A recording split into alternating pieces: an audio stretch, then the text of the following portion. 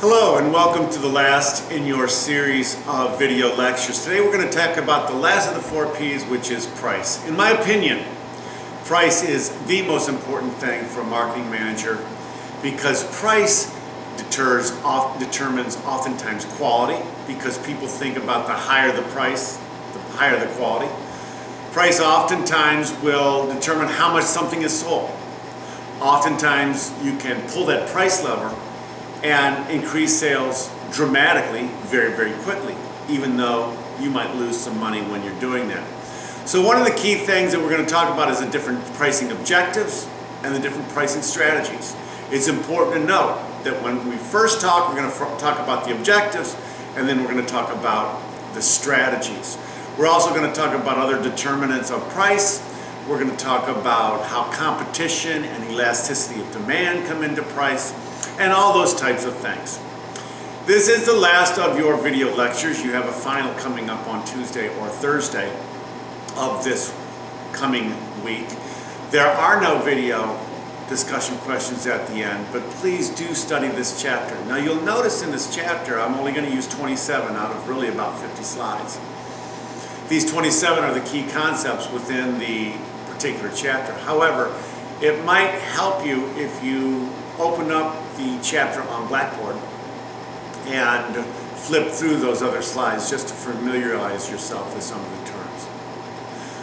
Until then, again, this is your last of the video lectures, and I look forward to seeing you during our final. Hello, and welcome to the last of your video lectures. As I said in the introduction, today we're going to talk about the final of the marketing mix, the 4 P's of the marketing mix, and that's pricing.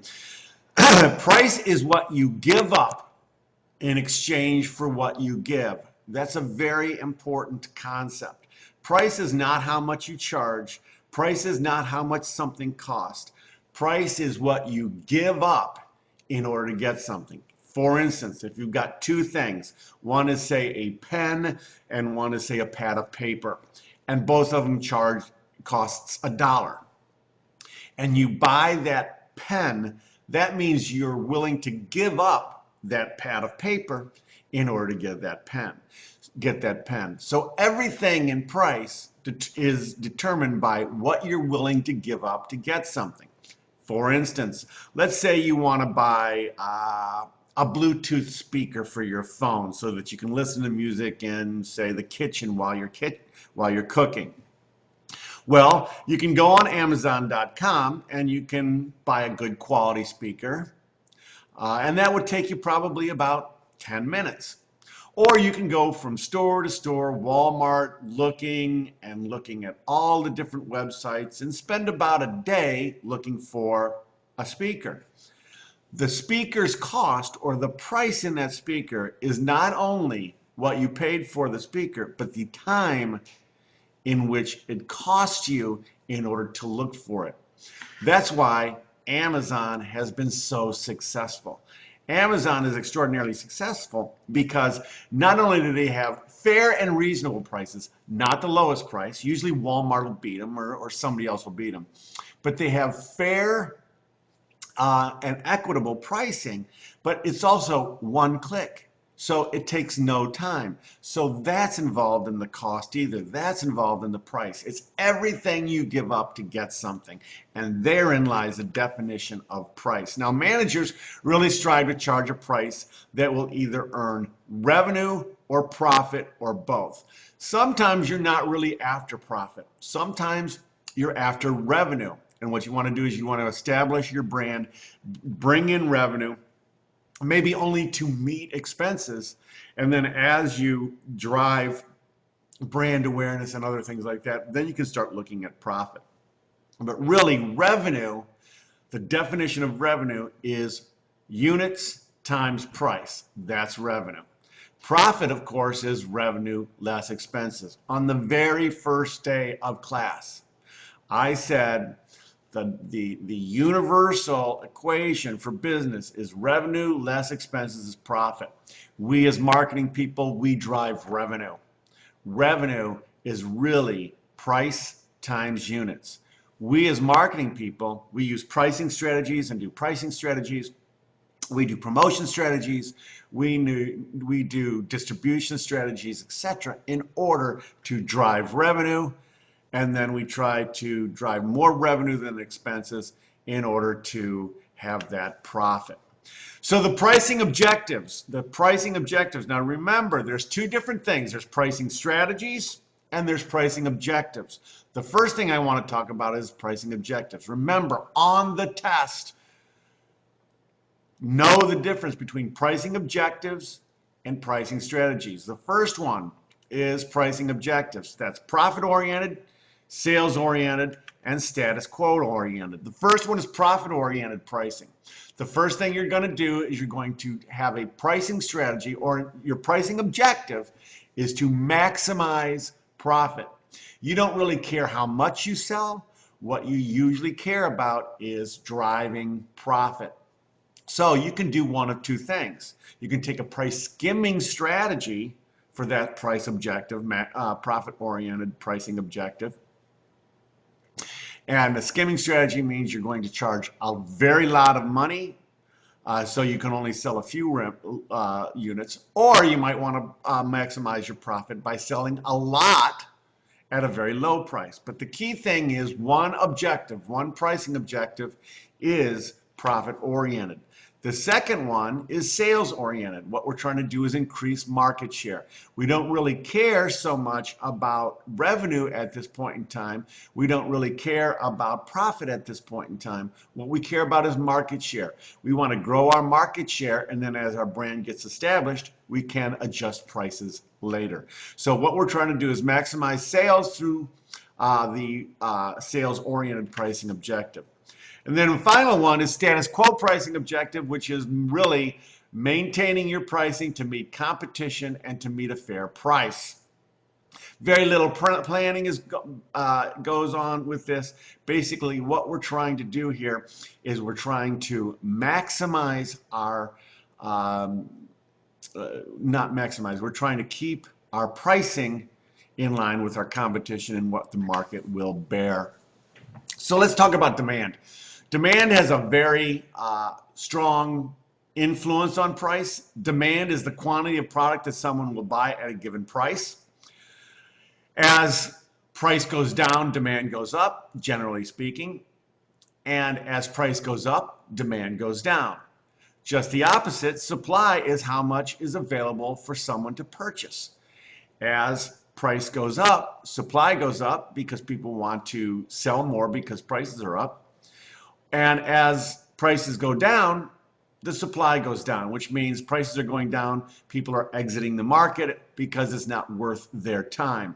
So supply is the quantity of things that are available. Demand is the quantity of things that people want to buy. Elastic demand is a situation where price has a major effect on the demand of a product. For instance, if you have a very elastic demand, that means a very small change in price will mean a very large drop in demand or sales.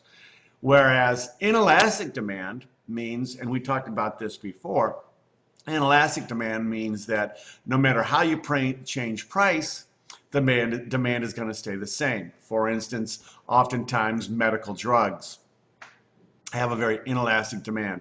Doesn't matter how much you pay for insulin, you will pay for it because the alternative is death. Whereas commodities have a very elastic demand.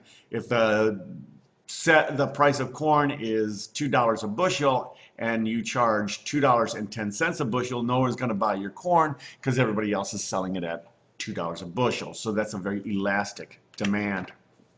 Factors that affect elasticity of demand: one is available of substitutes. For instance, gasoline has a very inelastic demand right now because there's not a lot of substitutes. The substitute is you don't drive your car.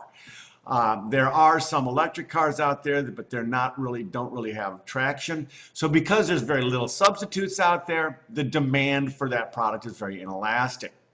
Price relative to purchasing power.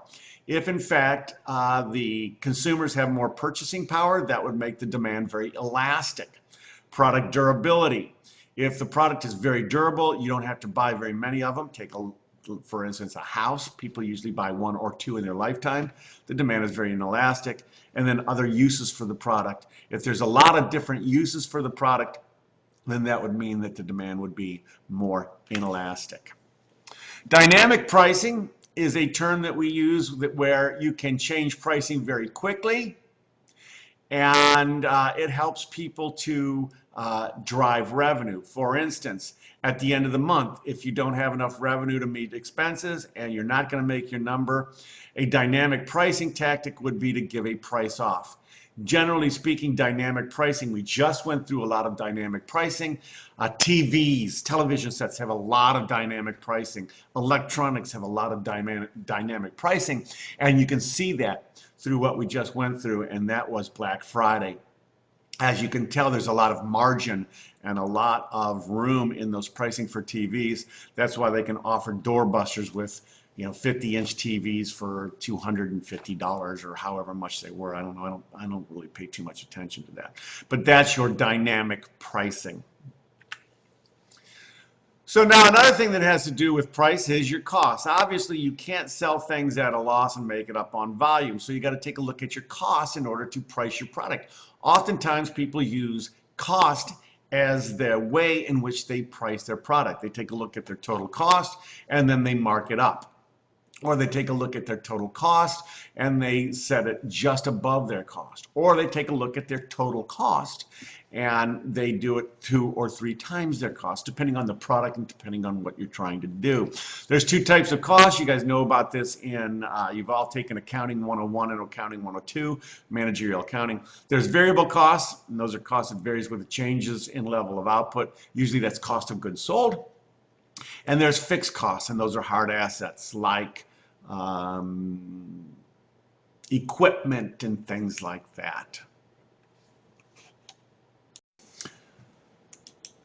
So as I said, costs have a lot of influence on price.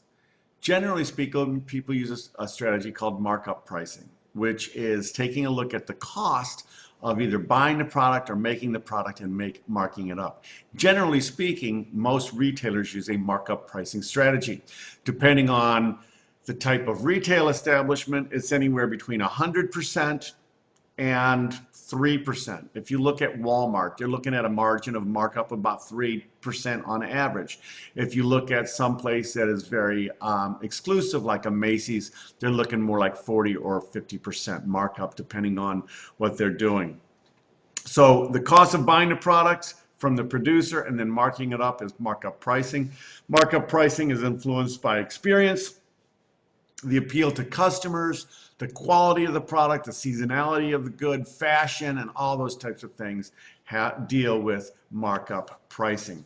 Break-even pricing is just that. What we're going to do is look at our total variable and total fixed costs, and then we are going to price it based on a break-even analysis, which means that if your fixed costs are $1 a unit and your variable costs are 50 cents a unit, that's $1.50 that you've got in your total cost. Break-even pricing is charging $1.50 for the unit.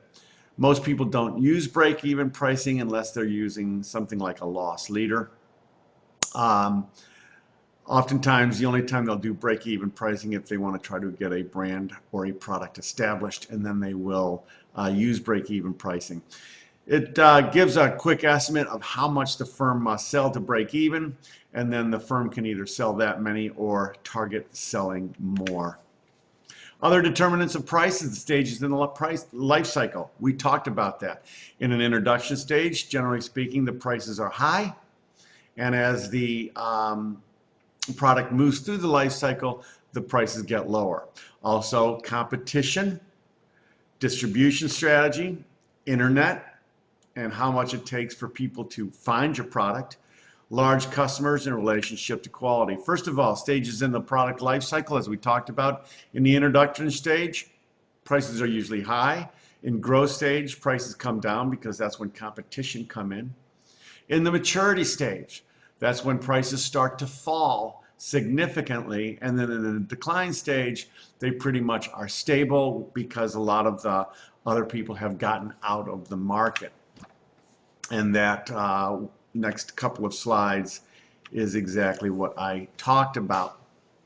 Competition is a significant thing with regards to pricing. If there's a lot of competition, then oftentimes people use price matching or customer loyalty programs. If there's not that much competition, they'll use a price skimming or a higher priced type of strategy. Sometimes if there's a lot of competition, people will price themselves just under the competition in order to gain market share or gain sales. For instance, if you look at Budweiser versus, say, Busch beer, they're both from Anheuser-Busch. Budweiser is priced, say, at somewhere around $10 a 12-pack.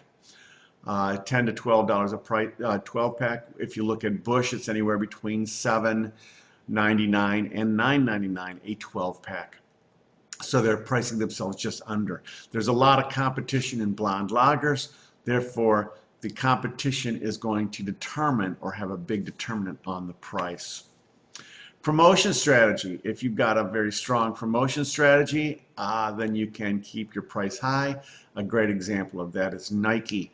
Nike does a great job of promoting their product, promoting their brand. Therefore, they have a high pricing strategy. If you look at Starter brand from Walmart, they don't do any promotion. All of their promotion is really a standalone and a point of purchase promotion. So their prices are very low. If you look at a workout shirt, say from Nike, and a workout shirt from Starter, oftentimes they're made at the same price. But Nike, because of the swoosh, because of the promotion strategy, can charge a whole lot more than the other ones. The relationship of price to quality. If you take a look at higher quality products, generally speaking, have a higher price. For instance, BMW tend to have a higher quality than does, say, Hyundai. If you look there, consumers will pay more for a BMW because of the price-quality relationship than they will a Hyundai. Oftentimes, price-quality relationship really is more of a mystique from consumers versus what is actually. For instance, Nike golf balls. They don't make Nike golf balls anymore, but Nike has a mystique of having a higher quality, and therefore their golf balls, they could charge higher prices even though their golf balls were made at the same place as their competition, and their golf balls were basically the same as their competition. So higher prices increase expectation of quality also. So if you've got a higher price, if you look at one good and you don't know anything about the goods or the brands, and you look at another good, then generally speaking, the higher prices will have more of a mystique of higher quality. You see that in restaurants and other things, services, etc., along the way. So now you gotta really the first step in setting the right price is establishing your price goal. A good understanding of the marketplace and a good understanding of your competition will help you set that goal. Then you take a look at elasticity, the types of competitions out there, how much competition, is there a lot of substitutes? All the things that we talked about so far in the chapter will also have a big determinant of price and price goal. So now here's your pricing strategy. Remember, there's two different things. There's pricing objective, which we talked about at the beginning, and there's pricing strategy. Your price strategy is price skimming, penetration pricing, and status quo pricing. Price skimming means that you're going to charge a very high price, and you don't care how much you sell, you're going to make your money by charging a high price. Generally speaking, price skimming strategies are for a very high quality goods, like say an Armani suit, or if the good is in the introduction stage of the life cycle. Penetration pricing is just the opposite. You're going to sell at a very low price in order to establish your brand and establish your product in consumers' mind.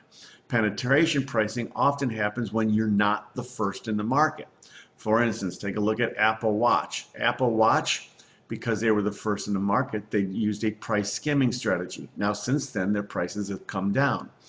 So far, Samsung has got into it, and other Garmin watches, etc., have gotten into the smart watches, And they have used a penetration pricing strategy, which is pricing it lower than Apple in order to gain market share. And then finally, status quo pricing is when you come out and you establish your price based on what the competition is doing and what the market will bear. Some other considerations in pricing, and we're almost done, thankfully, is the unfair trade practices, price fixing, and predatory pricing. Unfair trade practices is laws that prohibit retailers from selling below their cost. You can't sell below your cost. That's called dumping, especially if you do it in an international business. Another unfair trade practice would be giving somebody a better deal just because you like them better. Oftentimes that's discriminatory pricing, and you can't do that. You can do it based on the quantity people buy, but you can't do it based on just because you like somebody better than you like somebody else. Price fixing is agreement between two or more firms for the price that they will charge of a product. For instance, if you take a look at cell phones, the cell phone manufacturers, because we rely so much on our cell phones, the cell phone manufacturers could get together and say Sweden, and they can all say, all right, let's start charging $5,000 per unit for every cell phone we sell from now on. People have to buy it because we're the only ones that make cell phones. Well, that's price fixing amongst the industry, and that's against the law. And then finally, predatory pricing is charging very low prices, trying to get your competition out of the market. For instance, if you have a good price and a good quantity, let's say light bulbs, for instance, and I don't know, I'm just making up light bulbs. You can go into a marketplace, you can charge very, very low prices for your light bulbs, drive everybody else out of the market, and then once everybody's out of the market and you're the only game in town, you raise your price significantly for those light bulbs. And then finally, the last concept that we're going to talk about in this chapter is, tactics for fine-tuning the base price. Oftentimes those are discounts and allowances and rebates, or price offs, or value-based pricing, or geographic pricing. Charging pricing in, say, lower in, say, an area where they're less affluent.